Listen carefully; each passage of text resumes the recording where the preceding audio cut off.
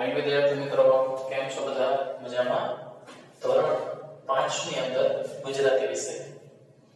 પાંચમાના ગુજરાતીમાં મિત્રો આપણે સુભાષિતો એવું 15મો પ્રકરણ કરવાના છે. સુભાષિતો કોને કહેવાય? તો સુભાષિત. સુ એટલે સારું, ભાષિત સારી ભાષામાં જે બોલાયેલું હોય, લખાયેલું હોય એને સુભાષિત કહેવાય. તો અહીંયા એવા બધા સુભાષિતો જેનો કંઈક અર્થ નીકળે છે, જીવનની અંદર ઉતારવા જેવું છે, આપણે એની વાત કરવાના છે. તો ચાલો શરૂઆત કરીએ. સુભાષિતો પાના નંબર 85 ઉપર. સુભાષિત એટલે સરસ રીતે કહેવાયેલો અનુભવ અથવા નીતિ વિચાર. સમજાયું તમને? સુભાષિત એટલે સરસ રીતે કહેવાયેલો અનુભવ કે સારો અનુભવ થયો હોય તો એને એ રીતે દર્શાવવામાં આવે છે, અથવા નીતિ વિચાર. સુભાષિતોમાં બોધ રહેલો હોય છે, એટલે કે એમાંથી કંઈક શીખવાનું હોય છે. તેમાં અનુભવનો નિચોડ હોવાથી તેમાંથી પ્રેરણા અને પ્રોત્સાહન મળે છે. સુભાષિત એમને નથી લખાતા મિત્રો. સુભાષિત છે એ અનુભવ આધારિત હોય કે કોઈને સારો અનુભવ થયો હોય તો સુભાષિત દ્વારા રચાયેલા હોય. બરાબર. પહેલો સુભાષિત છે, જાતે કરવું જાતે રડવું, જાત વિના સૌ જૂઠો ઉછી. જાતે જોજવું જાતે વધવું, જાત વધે ઉદ્ધરવું છે. ઓકે, ફરીથી એકવાર. જાતે કરવું જાતે રડવું, જાત વિના સૌ જૂઠો છે. જાતે જોજવું જાતે વધવું, જાત વડે ઉદ્ધરવું છે. એનો અર્થ આપબળ જાત મહેનત નો મહિમા આ સુભાષિતમાં વર્ણવાયેલો છે. પારકી આસ સદા નિરાશ એ ઉક્તિ બરાબર સમજી લઈ આપના હાથ જગન્નાથ એમ માનીને ચાલવું જોઈએ. આ એનો અર્થ થાય છે. પણ અહીંયા જાતે કરવું, કોઈ પણ કામ જાતે જ કરવું જોઈએ, કોઈ બીજાને સોંપવું ના જોઈએ. જાતે રડવું, પોતે જ મહેનત કરીને પોતાનું પેટીયું રડવું હોય, એટલે મહેનત કરીને કામ કરીને મહેનતથી પોતાની જાતને સંભાળવાની હોય. જાત વિના સૌ જૂઠો છે, પોતે ના કરો એમાં પછી કોઈ બીજા કામ કરે આપણું, એમાં કઈ સારા વાત ના હોય. જાતે જોજવું જાતે વધવું, જાતે જજુમી જવું, જાતે પરિસ્થિતિ સાથે લડવું, જાતે આગળ વધવું, જાત વડે ઉદ્ધરવું છે, એટલે કે પોતાની જાતે આપણો ઉદ્ધાર આપણે જ કરવાનો છે. ઓકે. બીજું, આવ નહીં આદર નહીં નયનમાં ને તે ઘર કદી ન જાય ભલે કંચન વરસે નહીં. આવ નહીં આદર નહીં, કોઈ આવકારો ન આપે ને આદર ન આપે. નહીં નયનમાં ને, જેની આંખોમાં આપણી પ્રત્યે કઈ આદરમાન કે પ્રેમ ના હોય તે ઘર કદી ન જાય, એવા ઘર કોઈ જવાય જ નહીં. કંચન વરસે નહીં, ભલે ને ત્યાં સોનાનો વરસાદ થતો હોય, કંચન એટલે સોનું.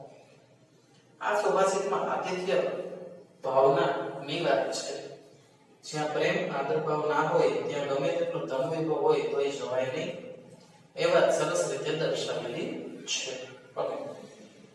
ત્રીજું, કડવા હોય લીમડા શીતળ એની છાયા. લીમડા તો અમે કડવા જોઈએ, એની છાયા શીતળ હોય, એટલે કે એનો છાયા શીતળ છે. બાંધવ હોય અબોલડા તોય પોતાની બાઈ. બાંધવ હોય અબોલડા, એટલે ભાઈઓ કદાચ બોલતા પણ ના હોય તોય પોતાની ભાઈ, એટલે કે એ ખરેખર કોઈ પોતાના જ છે. પોતાને કોણ કહેવાય? ભાઈ. જે તમને કડવા મેળ કહે ને, ખરેખર કડવા મેળ કહે અને સત્ય કહે. સત્ય હંમેશા કડવું હોય, ધ્યાન રાખજો. જે કડવા મેળ કહે તમને સારા નહીં લાગે, પણ ખરેખર એ તમારા માટે સારું હોય. કારેલું તમે મોઢાથી કડવું લાગે, પેટમાં સારું. ચોકલેટ છે અહીંયાથી સારી લાગે, પેટ માટે ખરાબ છે. આ વસ્તુ યાદ રાખજો. આ સુભાષિતમાં કડવા લીમડાનો દાખલો આપી પોતાના ભાઈ ભાંડુ વઢકણા હોય તો પણ તેમને પોતાના લેખી તેમનો સાથ સહકાર લેવો, એમાં શાણપણ છે એ વાત બતાવે છે. ચોથું, બેસે છે ભાગ્ય બેઠાનું, ઊભો ઊભાનું રહેલ નહીં. સુતેલાનો દિશે સુતે ચાલે ભાગ્ય ચલંત. શું કહે છે? બેસે છે ભાગ્ય બેઠાનું, જે બેઠા બેઠા કામ કરે ભાગ્ય બેઠું જ રહે છે. કોઈ કામ ધંધો કરવો ના હોય એને પછી તકલીફ તો રહે જ. ઊભું ઊભા રહેલું, ભાગ્ય ઊભો રહે ઊભા રહેલું,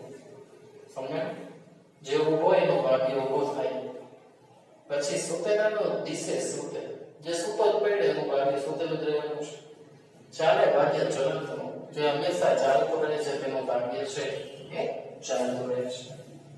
આ સુભાષિતમાં પુરુષાર્થ કરનારના પક્ષે નસીબ હોય છે તે સત્ય રજૂ કરવામાં આવેલું છે. અને લાસ્ટ સુભાષિત, હોય કામ મુશ્કેલ પણ ઉદ્યમથી ઝટ થાય, ખંત જો દિલમાં હોય તો કદી ન ફોકટ જાય. આ સુભાષિતમાં ઉદ્યમ અને ખંતનો મહિમા દર્શાવવામાં આવેલો છે. શું કહે છે? કામ ભલે ને ગમે એટલું મુશ્કેલ હોય તો ઉદ્યમથી ઝડપથી થઈ જાય, એટલે મહેનતથી થાય છે, એમને નથી થઈ જતું. ખંત જો દિલમાં હોય તો કદી ન ફોકટ જાય. દિલની અંદર કામ કરવાની ધગસ હોય તો જ એ થાય.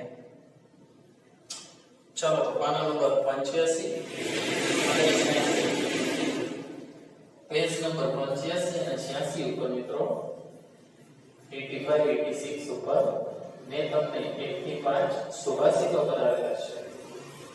આ સુભાષિતો છે તમારે તમારી બંને બુક્સ, રફ બુક અને પાકી બુકમાં એક વાર એટલે કે 2 વાર લખવાના છે.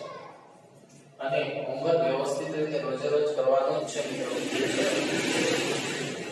ચાલો તો મળશું નેક્સ્ટ વિડીયોમાં. ત્યાર સુધી બધા જ મિત્રો ઘરે રહો, સુરક્ષિત રહો. Thank you.